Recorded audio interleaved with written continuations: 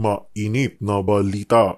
Sabi nyo ay dapat isang impeachment complaint lang kada taon. Ano ang mangyayari kapag may mga iba't ibang mga complaint? Pwede bang pagsamasamahin ito sa isang complaint? Kasi may palagay akong baka umabot ng 20 yung impeachment complaints na yan eh. 20? Grabe naman ko. Eh kasi puro sarsuela na ito eh. Ganun ba? At bawal na mula noon, mula doon sa pagkakataong nakapag-initiate ka na ng isang impeachment complaint, bawal na ang pangalawa, ang pangatlo, hanggang ganun ba? pang-20. Technically, bawal na pala So yun. ngayon, parang ang gusto po nilang palitawin, ito pong mga magigiting ko pong mga kasama sa House of Representatives. Kaya ini-encourage ang maraming grupo Opo. na mag-file kayo ng maraming complaints, impeachment complaints, para mapalitaw natin na marami talaga Overwhelming. ang may gusto na tanggalin ang ating pangalawang Pangulong. Oho. Eh, yun ay sa pantaha ko.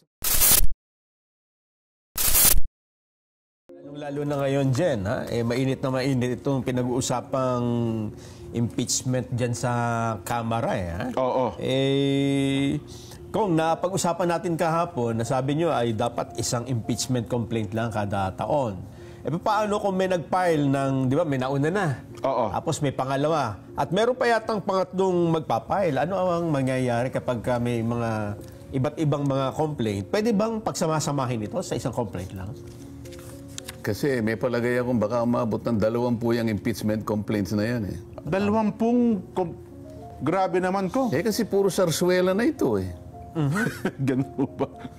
Kasi Nabigla naman ako pasensya na po kayo kung bakit namin nagagamit yung salitang sarsuela. Oho. Parang ang gusto po nilang palitawin, ito pong mga magigiting ko pong mga kasama sa House of Representatives, na marami pong sektor ang maaring nagtataguyod. Gusto po siguro nilang palitawin na maraming grupo o sektor ng ating lipunan ang gustong sumama diyan sa issue ng impeachment laban sa ating pangalawang Pangulo. So yun ang gusto nilang ipinta sa isip. Kaya lang naman, kaya ko lang naman nasasabi ito, Jen, Opo.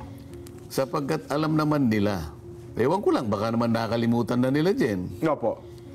Kasi maaaring sabihin nila, o yung tuntunin naman para sa isang impeachment sa loob ng isang taon ay napagtitibay lang sa sandaling merong isa na ating napagtibay na makaklasify na nag-initiate na. Kasi ang pinag-uusapan dito yung initiate, yung mag-i-initiate ng impeachment. Opo, Hindi yung filing eh.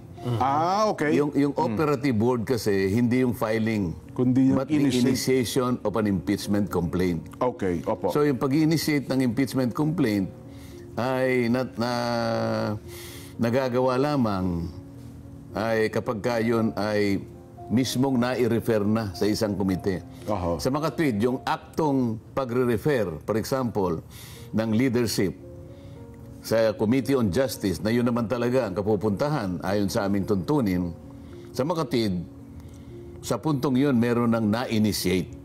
At bawal na mula noon, mula doon sa pagkakataong nakapag-initiate ka na ng isang impeachment complaint, bawal na ang pangalawa, ang pangatlo, hanggang ganun ba? pang-20. Technically, bawal na pala So yun. ngayon, Okay. hindi pa. Kasi wala pang masasabing may na-initiate na sapagkat wala pa akong alam na na-refer.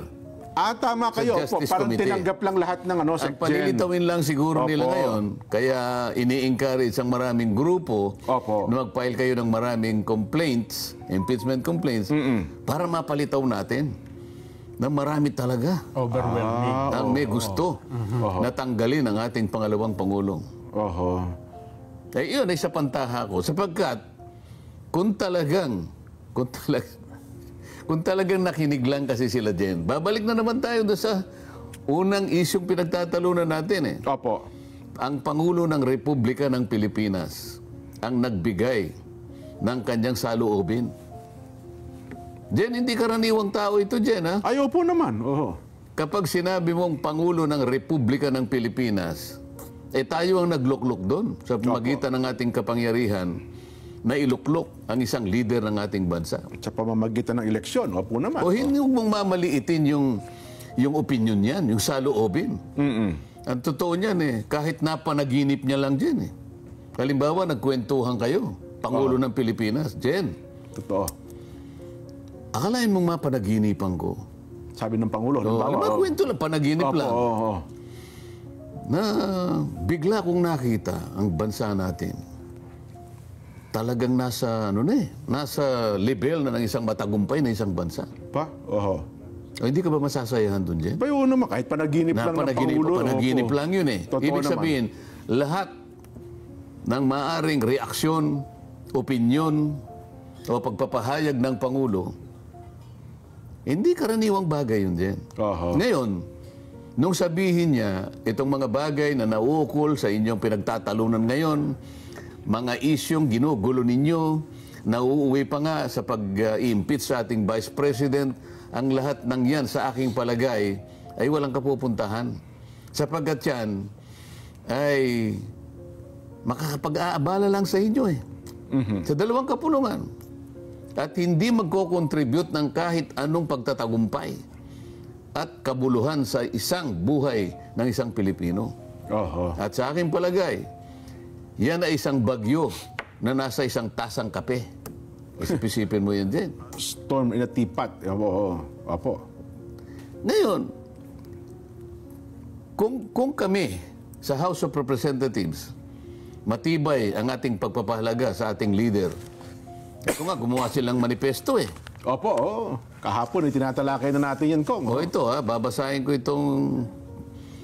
Para nga sa kapakanan ng ating mga kababayan, itinagalog pa ninyo. Isip-isipin yung Ipinaliwat pagsikapan na po namin sa Tagalog, Kong, para higit na kapakinabangan ng ating kabayan. Oo, tama naman ito Opo. Oo. Isang deklarasyon ng pagkakaisa, katapatan at paninindigan para sa pagtatanggol sa bayan. Nakita mo na yan. Napakagandang subject matter dyan. Ay, opo naman. Oho. Nag-declare ng pagkakaisa. Sino ba yung lalaban sa pagkakaisa dyan? Ba, walang matinong isip na lalaban dyan, Kong. Oo. Pag hindi matinong isip mo, lalabanan mo yan, Kapag Kong. ka ba yung pahayag ng Pangulo sa magitan ng kanyang opinyon ay hindi mo man lang binigyan ng pansin, ipinagkibit balikat mo lang. Aha. Hindi man lang kayo nagpulong para pag-usapan yung dapat nating gawin kung paano natin aaksyonan yung opinyon na yun ng Pangulo. Oho. Diyan, tandaan natin, yun po ay opinyon, pagpapahayag ng ating leader.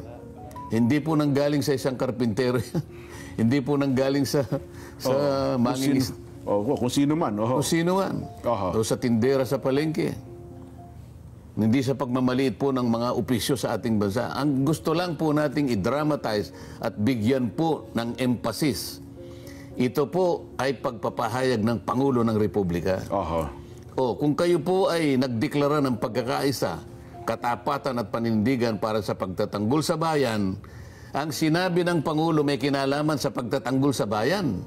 Ayaw po naman. Sapagkat sinabi niya, Oho. harapin natin ang maraming problema ng ating bansa. Ano ibig sabihin nun? Ipagtanggol natin ang ating bansa. Totoo po. Tulungan ninyo ako. Yung Sa pupunta yung pinag-uusapan ninyo, walang kakwenta-kwentang bagay na napakaliit, ngunit gusto pa niyong palakihin. Oho. O paano ngayon magiging mabisa itong manifestong ito? Alam mo ba yung salitang pagkakaisa, Jen? Opo. Kung ilang beses ginamit sa manifestong ito? Baka hindi nyo binilang. Ako binilang ko Meron mo. Hindi ko napansin ko. Ako ganun ako Pag binasa ko ang isang bagay, Opo. Kasi yun ang kong importante, no? Yung pagkakaisa gusto kong usisahin, gusto kong himayin. Kasi nakasentro sa pagkakaisa. Opo. Pagkakaisa. Oho. Yung salitang pagkakaisa, magkaisa, nagkakaisa, bilangin mo, 9 na beses na ginamit sa manifestong ito. Sa akin palagay din, Oho. sapagat ipinagdiinan nila, inulit-ulit nila ang pagkakaisa. Opo. Palagay ko dapat isinabuhay nila ito. Baka nasa puso nila yon. Totoo. Ang Dapat tanong, naman. Oho. nasa puso mo ba ang pagkakaisa?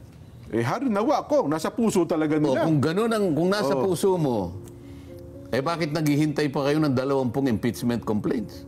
Sinabi na nga ng Pangulo, walang kakwenta-kwenta yung pinag-iisip ninyo. Oho. Sa salitang kanto, Jen, pwede bang maglubay kayo dyan? Parang gano'n. Tantanan nyo na yan. Opo. Hindi pa ba kayo titigil sa inyong mga kahibangan? Parang gano'n dyan Oho. Di ba? Ikaw, Nelson, masyadong wala kang kibo dyan. Yun nga yung napansin namin ni Jen kahapon, di ba? Nung kaming dalawa pa lamang, ay sinabi namin, baka hindi nila naintindihan yung pagkakaisa dahil ilang beses nga nilang ginamit yan sa manifesto ko. Oo. Ayun, 9 na beses. 9 na beses. Yes. Ibig sabihin nito, pinangangalandakan nila. Ilalaban nila ito ng pukpukan sapagkat dito nakabatay ang manifestong ito. Ang tanong, ito ba'y totoo? Ito ba'y may laman? O baka naman puro tayo salita? Madaling magsalita ng pagkakaisa. Opo. Pero kailangan patunayan mo sa lahat ng bagay. Sa gawa. Patunayan mo kung talagang ikaw ay may pagtatanggol sa bansa mo, magsimula tayo sa pagkakaisa. Ba't hindi kayo makipagkaisa ng diwa sa Pangulo ng Republika ng Pilipinas? Ayun. Meron na siyang naunang pahayag. Nagkibit-balikat kayo. Hanggang ngayon, naghihintay pa kayo ng maraming impeachment complaint. Anong gusto niyong palabasin? Gusto niyo bang palakihin ulit? Sinabi na nga niya walang kakwenta-kwenta yung pinag-iisip ninyo eh. So pinararami pa ninyo yung mga walang kakwenta-kwentang impeachment complaint, Jen? Yan ang gusto nating i-emphasize sa ating mga taga-subaybay.